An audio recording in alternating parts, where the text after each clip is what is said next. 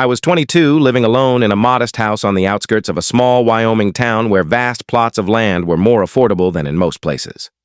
It was the summer of 2019, and I was on break from college, jobless, spending my days immersed in video games, YouTube, or Netflix. My house was cozy but isolated, surrounded by woods and fields, with the nearest neighbor a half-mile away.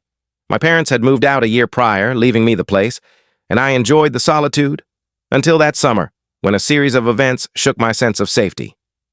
It began on a warm June evening. My parents were out of town for a week, leaving me alone. This was routine, and I often invited friends over, but that night, I was content with my own company, binge-watching a favorite sci-fi series while scrolling through my phone. Around midnight, a sharp knock at the front door jolted me. I paused the TV, my heart ticking faster. It hadn't fully registered how late it was, but the odd timing stopped me from opening the door without checking. Through the peephole, I saw two men standing under the dim porch light, dressed in dark jackets and jeans, their faces unreadable. They stood still, waiting. I debated calling out to ask what they wanted, which would reveal I was home. Something felt off, so I stayed silent, watching through the tiny lens. After a moment, one spoke in a calm, deliberate voice. "We're here to speak with Mr. and Mrs. Thompson." That wasn't my parents' name. I'd changed it here for privacy, but it was clear they were looking for the homeowners. Confused, I didn't respond. It was too late for any legitimate visit, and their presence felt wrong. They waited, then exchanged a glance and whispered something I couldn't hear. They stepped off the porch, vanishing into the darkness. The outdoor lights were off, and I saw no car headlights or heard any engine, which was strange. My house was miles from town, and walking here seemed unlikely. I returned to the couch, but kept the TV paused, ears straining for any sound. Minutes later, footsteps crunched outside, circling to the side of the house. My pulse quickened. I crept to the back window, peering through the blinds. Two figures pushed through the backyard gate, their silhouettes barely visible in the moonlight. They approached the back door, whispering again, and I heard the faint scrape of metal against the lock. Panic surged. I grabbed my phone and slipped into the garage, crouching behind a stack of boxes. I called 911, whispering about the break-in unfolding.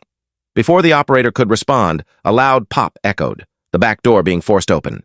Footsteps moved through the house, purposeful, heading straight for the stairs. I heard them ascend, enter a bedroom, and close the door. Then, silence. My breath caught in my throat as I waited, clutching the phone. The operator assured me police were en route, but it felt like an eternity. 10 minutes later, sirens wailed in the distance. Upstairs, rapid footsteps broke the quiet, followed by muffled arguing. Police stormed in through the back door, their boots pounding up the stairs. An officer found me in the garage, guiding me outside as others apprehended the men. They didn't resist, but refused to explain why they were there. Despite weeks of investigation, the police could only charge them with breaking and entering.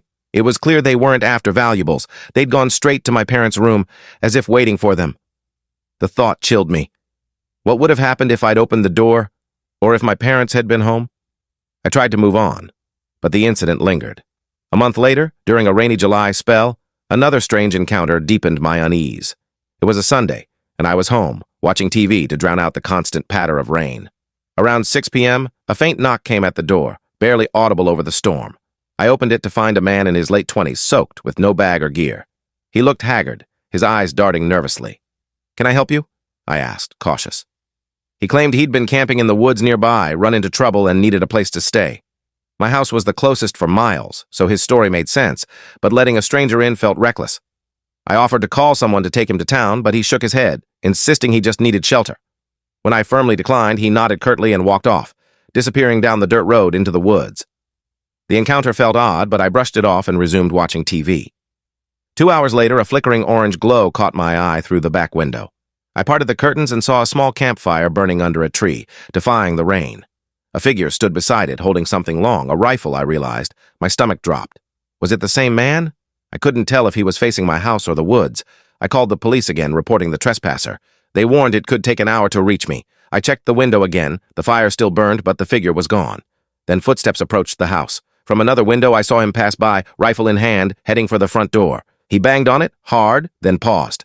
I grabbed my handgun from a locked drawer, heart racing, and hid behind the wall. He pounded again, this time with enough force to splinter the door's panel. Fearing he'd break through, I fired a warning shot near the door frame, the blast ringing in my ears. When my hearing cleared, only the rain remained. I waited, trembling, then checked the peephole. The porch was empty, with muddy footprints leading away. Police later found a buried duffel bag near the campfire, containing tools and items suggesting a planned burglary. Or worse. The man was never caught, and the idea that he'd been on my property before, preparing, kept me awake for weeks. By fall, I was semi-retired, doing occasional contracting work, but mostly staying home. One late October day, as I stored tools in my shed for winter, I noticed a man walking along the empty road by my driveway. He carried nothing, and no cars were visible for miles. It was odd, but I finished my task and went inside before dark, locking the door. While eating dinner, a loud thud came from the shed. I looked out and saw its door swinging open, though it had always latched securely. Grabbing my rifle, I stepped outside, scanning the quiet field. The shed was empty, nothing disturbed. I locked it and headed back, but an eerie feeling grew. Inside, I froze. Muddy shoe prints trailed across the hallway to the spare bedroom. Rifle raised, I approached the door, hearing faint breathing on the other side. The handle turned, and the door swung open. A man stood there, gripping a shovel like a weapon, his face twisted with rage. I yelled for him to back off, my voice shaky but firm. He hesitated, then hurled the shovel at me and dove for the window, scrambling out into the night. I didn't chase him, too shaken. Police found no trace of him, but his presence felt too deliberate, too personal. Desperate for a change, I took a rare trip in November to visit my brother 6 hours away. His one-bedroom apartment couldn't host me, so I booked an Airbnb nearby. A small house, better than the town's rundown hotels. I arrived late, the town dark and deserted. The house's porch lights were on, but an upstairs window glowed. Assuming a previous guest left it on, I entered, locked the door, and turned off the light in the spare bedroom. Exhausted, I lay in bed but couldn't sleep. Around 2 a.m., a thud echoed through the house. I checked the hallway, dark, silent. Then soft creaks moved from another room toward my door. My heart pounded as the handle rattled. I held it shut, and someone pushed hard, cracking the door open. I glimpsed a man's furious eyes before slamming it shut and locking it. He shouted curses, then fled downstairs. Police arrived quickly but found no one. The owner later confirmed a break-in attempt, but the man was never identified. Back home, the incidents felt connected, though I had no proof. The final scare came one night in December.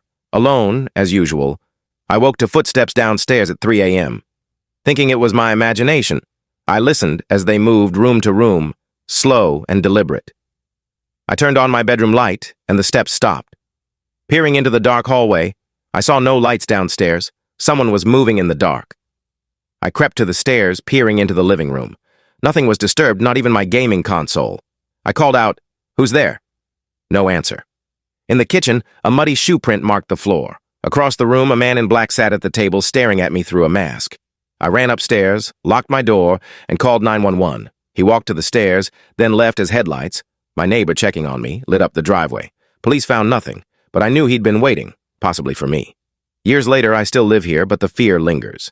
Each incident felt targeted, as if someone, or a group, was watching, planning. I've installed cameras and alarms, but the vast Wyoming night feels heavier now, hiding threats I can't predict.